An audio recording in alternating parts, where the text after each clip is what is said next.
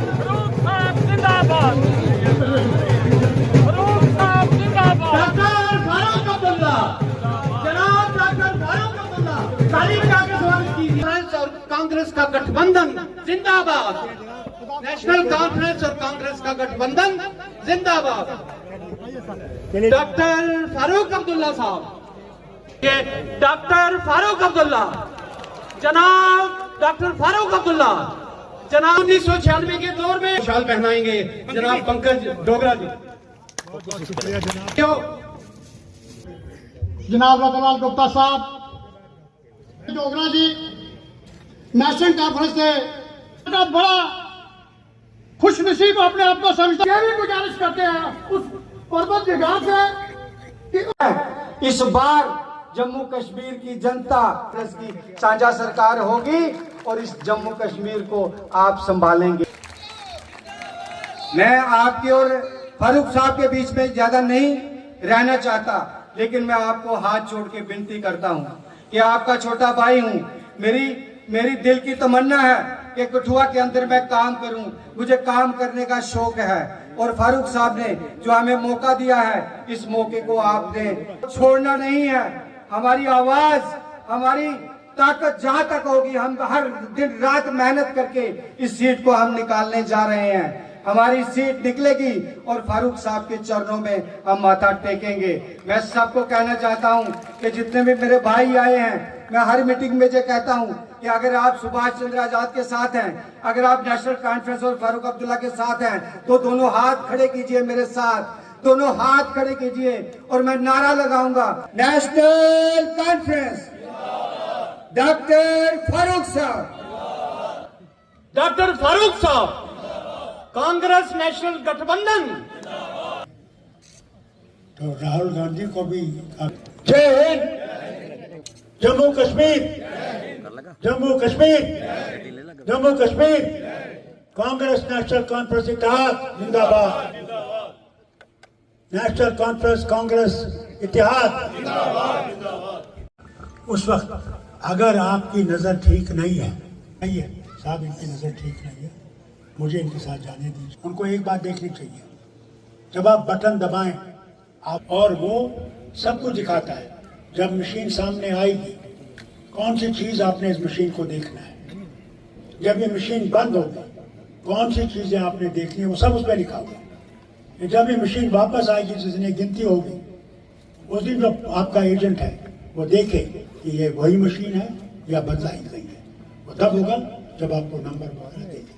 ये बड़ा अहम है, सुनिए, गलती वहां पे हो सकती है, उसके लिए आप इनको जुबान नहीं ठहरा सकते। इंशाअल्लाह इस हुकूमत में जो आने वाली है, हम लोग आप लोगों की मुश्किलें दूर करने की कोशिश करेंगे। मगर मेरी शिकायत भी है शेड्यूल कास्ट लोगों से। एक शिकायत यह है कि जिस जमात में आप रात को सोए थे, आप जमीन के मालिक नहीं थे, जमीन के मालिक कोई और, रात को सोए, सुबह को आप जमीन के मालिक हो गए, कोई आपके पैसा नहीं लेगा। पहली रियासत और दुनिया में पहली जगह अगर ऐसी चीज हुई लैंड टू टिलर, वो जम्मू कश्मीर में हुई और वो सबको जमीन मिली जो जमीन में नहीं था। फिर ये भी मत भूलिए, उसके बाद कांग्रेस की हुकूमत ने भी हमारे साथ मिलकर ये जो बहुत गरीब थे, इनके पास रहने की जगह नहीं थी, इनको कमरे बना के दिए। ये भी आपको याद रखना चाहिए। और फिर ये रियासत किसने बनाई जो तिब्बत तक पहुंची, तिब्बत तक महाराज ने, हम लोगों ने नहीं, महाराज साहब ने। क्योंकि पंजाब था सब तरफ, पंजाब अमीर था, वहां लोगों के पास बहुत पैसा था, महाराज साहब को डर था, तालीम याफ्ता थे, उनको डर था कि मेरी डोगरी जबान खत्म हो जाएगी और मेरी डोगरी जबान नहीं रहेगी तो कुछ नहीं रहेगा। आपकी पहचान डोगरी जबान से, ये पूछेगा नहीं, डोगरी बोला करो, जब तक डोगरी नहीं बोलोगे तुम डोगरा नहीं हो सकते। इसलिए उन्होंने क्या किया, उन्हें कानून बनाया कि कोई भी यहां से बाहर से जमीन नहीं ले सकता। ये उनके थे, यहां कोई नौकरी नहीं कर सकता बाहर से। पहले नौकरी का हक यहां के इंसान का है, औरत का है, मर्द का है। तीसरी चीज क्या की, सबसे बड़ी चीज जो उन्होंने की कि रियासत को एक रखा, लद्दाख से लेके कश्मीर और जम्मू को। इन मेहरबानों ने क्या किया, पहले तो हमारी पहचान मिटा। मैंने आज तक कभी नहीं सुना कि रियासत को यूटी बनाया जाए। जवाहरलाल से वक्त तक, आज तक मैंने सुना है यूटी को रियासत बनाते हुए, मगर हमसे बदला लेने के लिए इन्होंने इस रियासत को यूटी बनाया। कोई परवाह नहीं, हम जानते हैं इनका जनाजा निकलेगा, इंशाल्लाह निकलेगा और जरूर होगा। इनमें झूठ बोलते हैं, बहुत जबरदस्त झूठ बोलते। याद है कहा था 50,000 नौकरियां देंगे। क्या मुझे बताइए कितनी नौकरियां मिली आपको, हाथ उठाइए, कोई मिली? ये हाल है। फिर कहा ना आपसे, कहा हम आपको 15-15 लाख आपके बैंक में आएगा। मैं भी रोज इंतजार करूं, मैं जैसे पूछूं यार वो 15 लाख आ गए, वो भी कुछ नहीं आया, न 15 लाख या 15 पैसे। फिर क्या किया, फिर कहा 370 जिम्मेवार है आतंकवाद का। आज तो आतंकवाद 370 नहीं है, हुकूमत इनके वाइसरॉय चला रहे हैं, लेफ्टिनेंट गवर्नर।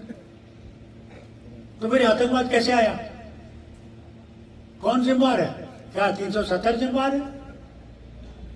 वो जो इन्होंने हमला किया शिवखोड़ी में उन यात्रियों पे, वो कौन थे और राज किसका था? और हम पे इल्जाम लगाते हैं। मुझे बताया ना, ये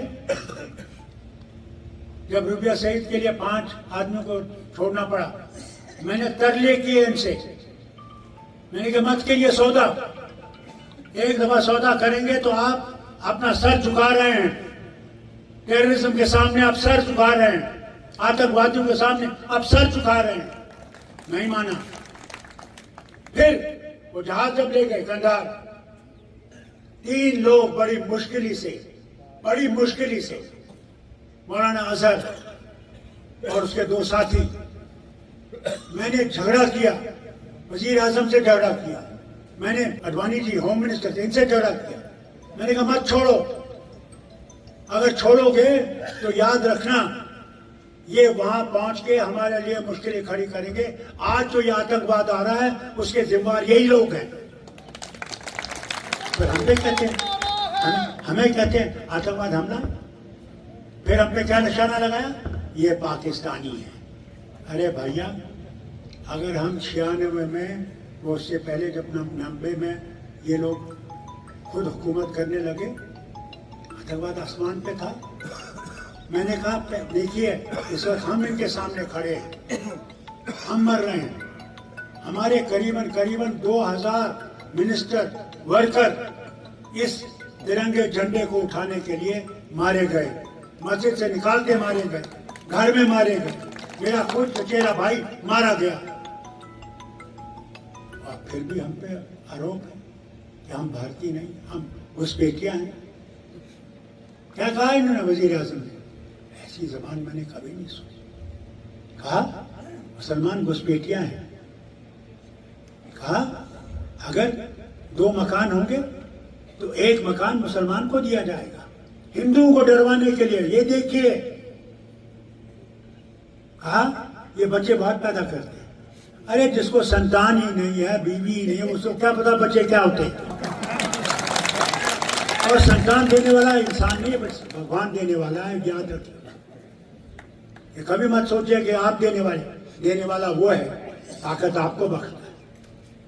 राम विश्व के राम है, विश्व के राम। और उसी विश्व के राम ने उसके बंदे को जो तेजी से बनाया कि हमने इलेक्शन जीतना है, उसी राम ने उसको उसी जगह से हराया जिसका भूलिएगा नहीं। वो जानता ताकत वाले, उसकी ताकत किसी के बराबर नहीं है, उसकी ताकत कहीं भी नहीं है, उसकी ताकत कहीं नहीं। वो कुछ भी लीडर आप कहीं है, मगर मैंने ऐसा लीडर नहीं देखा जो भारत में टुकड़े कर रहा है, मुसलमान को अलग खड़ा कर रहा है, हिंदू को अलग खड़ा कर रहा है, सिख को अलग खड़ा कर रहा है और फिर ईसाई को अलग खड़ा कर रहा है। ये वतन जो है ये हम सब का है, ये साझा वतन हम सब का है। हम सब ने इसके लिए लड़ाई की है, झगड़ा किया अंग्रेजों को निकालने के लिए। कौन सी जमात थी जिसने भारत को आजाद करने में काम नहीं किया? और संघ थी। संघ अंग्रेजों के पास गई, चिट्ठियां हैं और कहा ये सर फिरे हैं, ये कांग्रेस वाले सर फिरे हैं जो लड़ रहे हैं तुम्हें निकालने के लिए, हम तुम्हारे साथ। भूल गए? अगर देखना वो चिट्ठियां देख लीजिए, अभी भी पड़ी हैं आर्काइव में। और फिर कहते हैं हम भारत को मजबूत बनाएंगे। ये जो कानून लाने वाले हैं, एक इलेक्शन कैसे होगा? ये तो अलग अलग रियासतें, फेडरल स्ट्रक्चर है, कैसे ऐसे करेंगे? इसका मतलब यह है ना कि अगर यहाँ की हुकूमत गिर गई तो फिर सदर राज बनेगा और सदर राज को 5 साल इंतजार करना पड़ेगा फिर से हुकूमत बनाने का। मैं उम्मीद करूँगा कि हमारे लोग जो पार्लियामेंट में बैठे हैं इसको समझेंगे, और खासकर जिनकी बैसाखियों पे ये चल रहे हैं कि अपनी ताकत पे नहीं आए, आज बैसाखियों पे है, आज पार्लियामेंट में सुनते हैं। मैं उम्मीद करूंगा कि ये कानून जो है ये नहीं लाएंगे, रद्द हो जाएगा। भारत को मजबूत करना है तो भारत के दिलों को जीतना है, कुर्सी बैठने नहीं है। कुर्सी आती है और जाती है।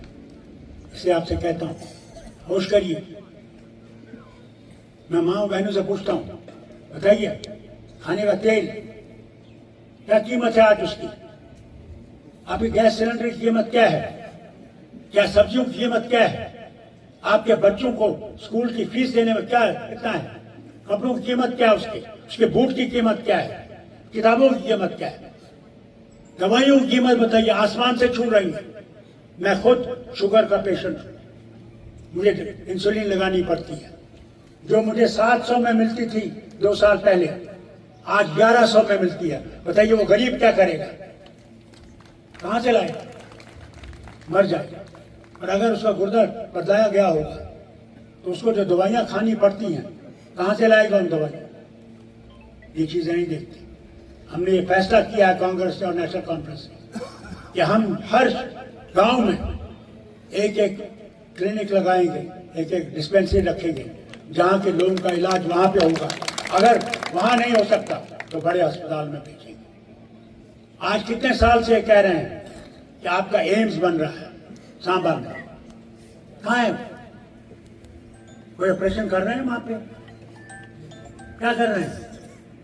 मगर दिखाने के लिए आपको हमने ये कर दिया। आपके ये जो इन्होंने बड़े बड़े स्कूल खोले हैं, ये जो IITs हैं, मुझे बताइए IIT में आपके कितने बच्चे हैं? ये बताइए, इनसे पूछिए कितने बच्चे हैं इनके IIT में, हमारे कितने प्रोफेसर, टीचर? क्या हम लोग बेवकूफ हैं? हम लोगों को अकल नहीं है? क्या जम्मू के इतने गए गुजरे हैं कि वो प्रोफेसर नहीं बन सकते? फिर देखिए यार कि सेक्रेटेरिएट में जाइए, जो बड़ा दफ्तर है हमारा, वहां देखिए हमारे अफसर कितने हैं जम्मू कश्मीर के। वो क्या जानेगा आपका गांव कहाँ है? वो क्या जानेगा आपकी मुसीबत क्या है जो यूपी से लाया गया है? और एक और चीज सुनिए, आपके पास बिजली है, 24 घंटे है। गर्मी में जब आप मर रहे होते हैं, बिजली गुल, और हमारी बिजली जो हम पैदा करते हैं वो ये देने वाले हैं यूपी को और राजस्थान। वाह वाह, क्या बात है। हम मरे, हम खत्म हो जाएं, हम बर्बाद हो जाएं, वहां जाएंगे। उद्योगपति सब बाहर से, यानी आप एक चमचा क्या, आधा चमचा भी रेत का नहीं उठा सकते, नहीं उठा सकते। आज देखिए रेत की कीमत कहां पहुंच गई। आपकी रेत यहां नहीं रहती है, आपकी रेत पंजाब जा रही है। बताइए क्या हाल है? जो चीज कुछ 100 में मिलती थी गाड़ी, आज 5-5, 7-7, 10-10 हजार में मिल रही। क्या करेंगे आप? इसको बदलाना या नहीं बदलाना? यही धक्के खाने। अगर हम लोगों ने अपनी तकदीर बदलानी है तो आज इस गठबंधन को मजबूत करना है, और हमारे और इनका जो वो इलेक्शन मैनिफेस्टो, उसको पढ़िए। आप देखिए, आपका एक वर्ग है ओबीसी, उनका हाल देखिए। जो डेली वेजर है उनका हाल देखिए। डेली वेजर्स का मरते रहे, बोलते रहे। पार्लियामेंट में हम बार बार, मुझे यहां से कहते थे, बार बार पार्लियामेंट में जब इनके 300 मेंबर थे, सुने नहीं है? किसान,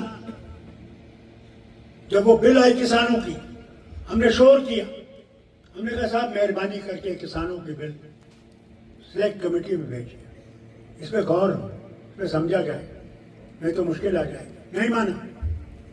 जब तक 700 से ज्यादा किसान शहीद नहीं हुए और यूपी में इलेक्शन नहीं आना था, उसी दिन उसी रात को इन्होंने फिर वो वापस ले लिए।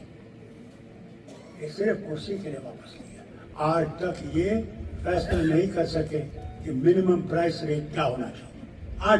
आज भी किसान बैठे हुए हैं, आज भी वो बॉर्डर्स में बैठे हुए हैं, कहते हैं जब तक आप हमारा ये फैसला नहीं करेंगे हम नहीं जाने वाले। और इंशाल्लाह हम लोग इस पे दोनों ने बैठ कर सोचा है किस तरह हम किसान को बचा सकते हैं, ये आप मसौदा में देखेंगे। और इंशाल्लाह हुकूमत आई तो किसान का फर्ज पहले। खुद गुलाम नबी आजाद